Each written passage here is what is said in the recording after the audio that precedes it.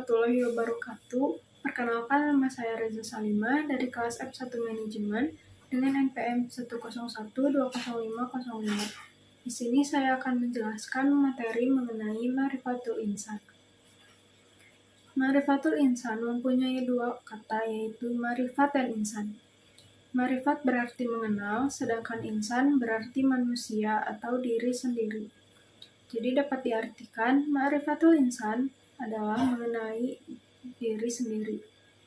Secara istilah, Ma'rifatul Insan sendiri merupakan suatu proses mengenali dan memahami penciptaan manusia oleh Allah Subhanahu wa Ta'ala, yang mana manusia merupakan makhluk yang paling sempurna di antara makhluk lainnya. Asal penciptaan manusia.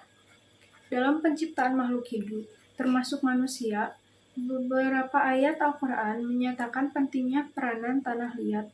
Hal ini dikemukakan dalam Quran Surat Al-An'am ayat 2 yang artinya, Dialah yang menciptakan kamu dari tanah, sesudah itu ditentukannya ajal kematianmu, dan ada lagi suatu ajal yang ada pada sisinya, yang Dia sendirilah yang mengetahuinya. Kemudian kamu masih ragu-ragu tentang berbangkit itu. Berikutnya ada ruh. Ruh merupakan zat yang tak terlihat, tetapi hakikat ruh itu terasa eksistensinya dalam jiwa manusia. Fungsi utama ruh untuk merasakan, meyakini, menghendaki, dan memutuskan. Unsur manusia. Yang pertama ada kolbu atau hati. Kolbu pada dasarnya memiliki makna ganda. Ada makna secara syariah dan hakikiyah. Secara syariah, kolbu dapat diartikan sebagai segumpal daging, yang mana baik buruknya akan memberi dampak besar terhadap jasad seseorang. Yang kedua, ada akal. Di dalam ruh manusia bersemayam pula akal atau al-aqlu. Disebutkan pula bahwa tempat al-aqlu ini adalah di dalam al-qalbu atau hati, sebagaimana al-azmu. Berikutnya ada jasad. Jasad sangat mudah dikenali, karena ia dapat kita lihat dan kita raba. Karena itu, tidak ada perbedaan tentang hakikat jasad ini. Yang terpenting bagi manusia adalah menggunakannya sebagai pelaksana, sebagai apa yang telah ditekadkan oleh hati dan direncanakan oleh akal. Tanpa jasad, tekad dan pengetahuan hanya akan menjadi impian dan teori yang kosong. Manusia diciptakan oleh Allah Subhanahu wa Ta'ala dan diberikan amanah. Di antaranya, amanah al-ibadah atau ibadah.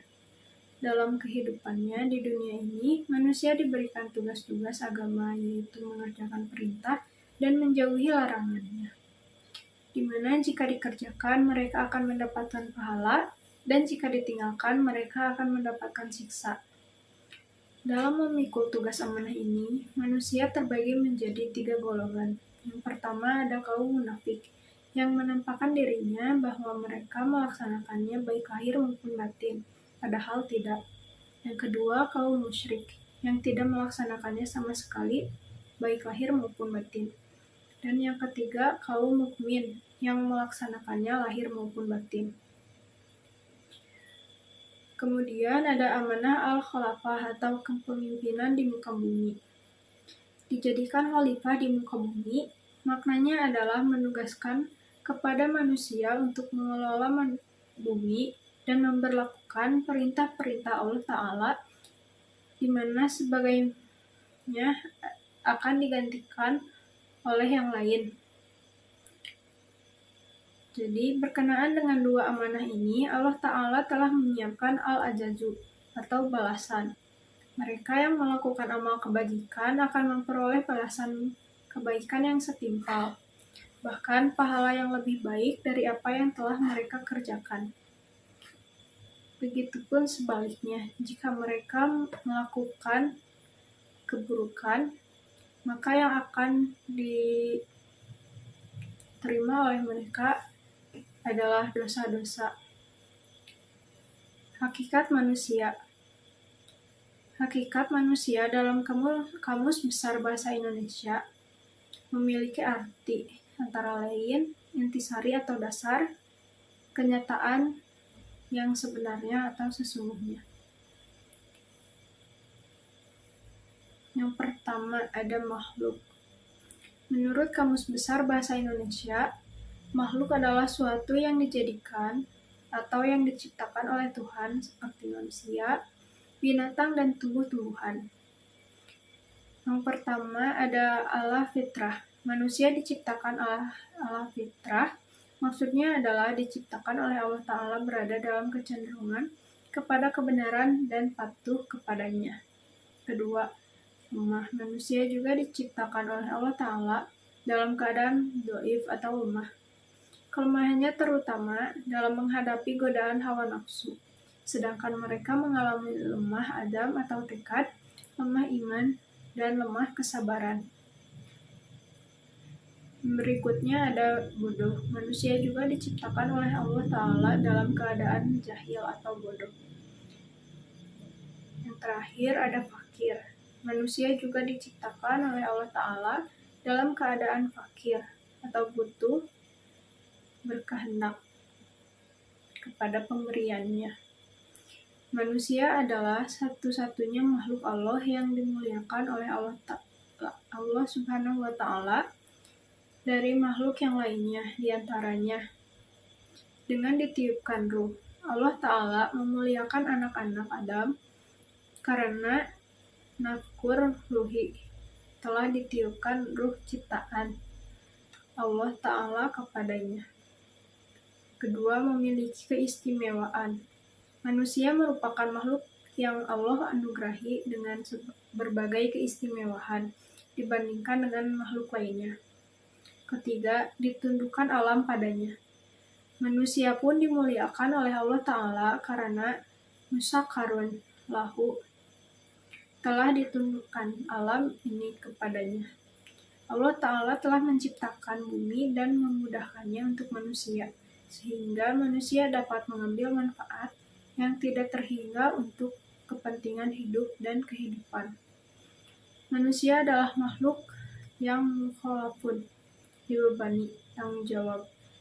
Di pembahasan Madah Ta'riful Insan telah diulas bahwa manusia diberi amanah oleh Allah Subhanahu wa Ta'ala, di antaranya ibadah dan khalifah.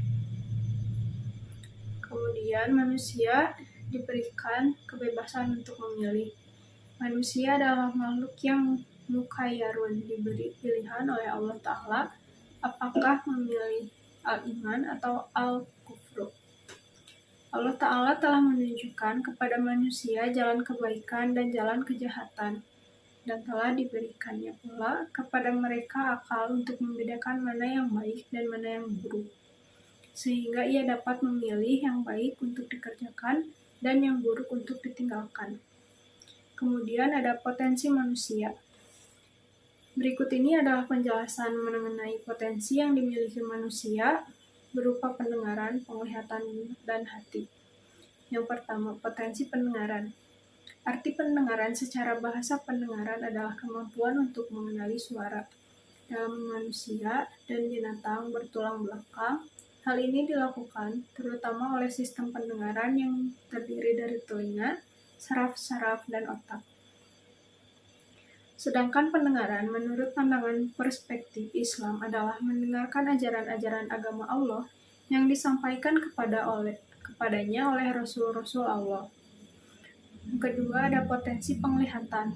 Penglihatan adalah kemampuan untuk mengenali cahaya dan menafsirkannya, salah satu dari indera. Alat tubuh yang digunakan untuk melihat adalah mata. Potensi penglihatan manusia itu sangat besar. Mata manusia memiliki kemampuan luar biasa untuk membedakan berbagai macam objek sehingga lahir penafsiran dari hal yang mata lihat. Kemudian ada potensi hati. Hati menurut sains merupakan sebuah kelenjar yang terbesar di dalam tubuh manusia. Terletak dalam rongga perut sebelah kanan, tepatnya di bawah diafragma.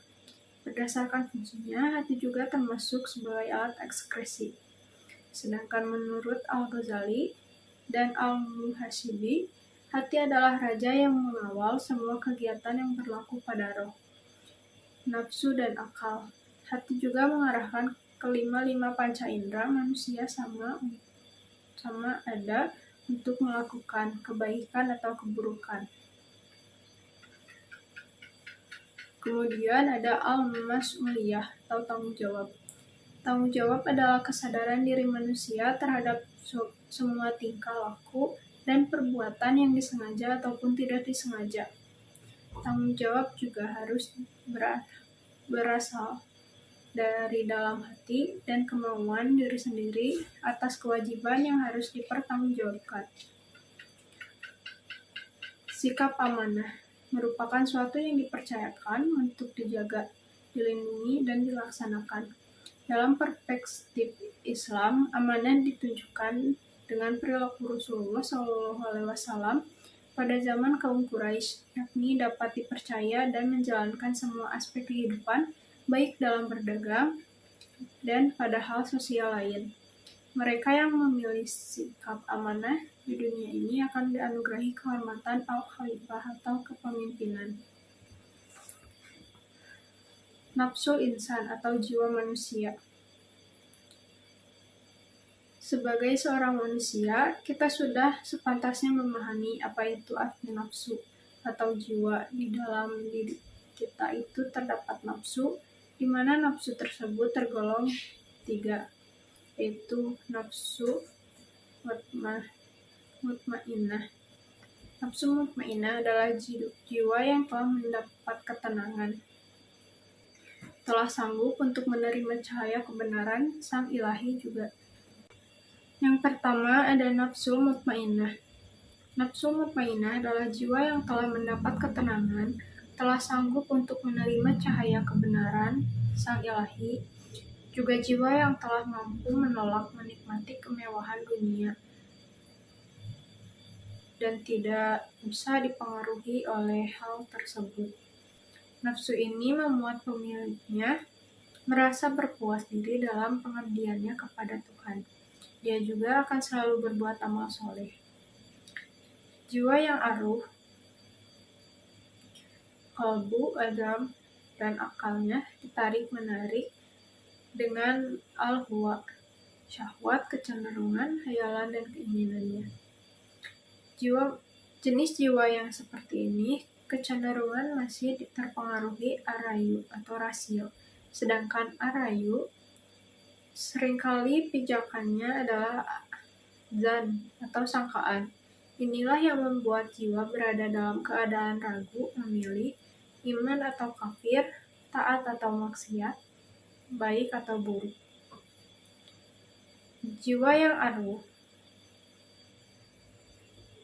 dikendalikan oleh al-hawa, kecenderungan, hayalan, dan keinginannya, maka jiwa yang seperti ini kecenderungan adalah kepada al-syahwat semata. Kondisi jiwa yang memiliki kecenderungan yang kuat kepada syahwat ini disebut al-nafsul ammaratu bis-su'i, jiwa yang memerintahkan kepada kejelekan. Sifatul insan atau sifat-sifat manusia. Berikut ini merupakan sifat-sifat manusia yang dikelompokkan dalam kelompok orang-orang yang mensucikan diri. Ada yang pertama, ada banyak bersyukur, bersabar, berhati lembut, kasih sayang, suka, taubat, bersikap lemah lembut, selalu bersikap jujur, akan memperoleh keberuntungan. Jalan yang salah atau fujur mengotori jiwa. Yang pertama ada memperturutkan sifat tergesa-gesa, berkeluh kesah, tidak mau berbuat baik, atau kikir, kufur, pembantah, dan jahil. Sekian yang dapat saya sampaikan. Mohon maaf apabila masih banyak kekurangan dan kesalahan. Wassalamualaikum warahmatullahi wabarakatuh.